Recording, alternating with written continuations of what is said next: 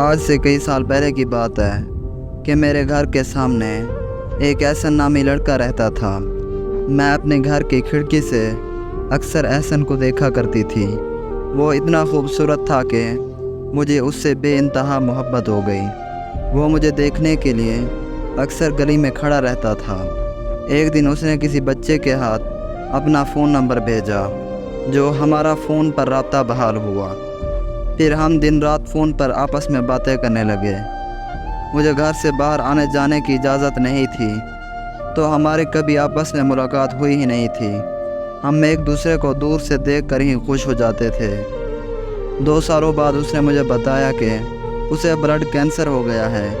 یہ سن کر میں بہت روئی اور اسے وعدہ کیا کہ میں کبھی بھی اس کا ساتھ نہیں چھوڑوں گی۔ لیکن وقت کے ساتھ ساتھ وہ بدصورت ہونے لگا۔ کینسر کی وجہ سے اس کے سر کے بال گرنے لگے، یہاں تک کہ مجھے اس سے دیکھ کر خوف آنے لگا، تو میں نے اس سے بات کرنا بند کر دی۔ پھر میری زندگی میں فیصل نام کا ایک لڑکا آیا۔ میں فیصل سے فون پر باتیں کرنے لگی۔ میں فیصل کی محبت میں اس قدر مگن ہو چکی تھی کہ احسن تو میرے جیسے دل و دماغ سے ہی نکل چکا تھا۔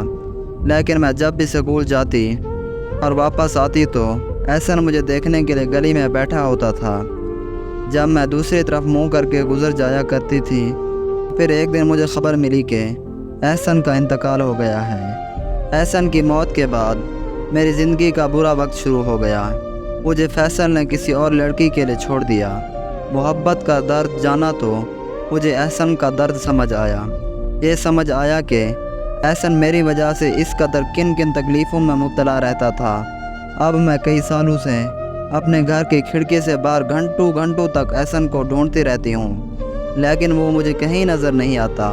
اور اب مجھے تو فیصل کی کوئی بات یاد نہیں آتی، مگر احسن کا چہرہ ہر وقت میری آنکھوں کے سامنے رہتا ہے، اور میں اس کی یادوں میں گھنٹوں بیٹھ کر روتی رہتی ہوں۔ کاش وہ ایک بار واپس آ جائے تو میں اس کے پاؤں پکڑ کر معافی مانگ لوں گی۔ صحیح کہتے ہیں کہ انسان کی قدر تب ہوتی ہے اور اسے محبت تب ہوتی ہے جب وہ اس دنیا سے رخصت ہو جاتا ہے۔ بہت کم لوگ ہوتے ہیں جو وقت پر اپنی محبت کی قدر کرتے ہیں۔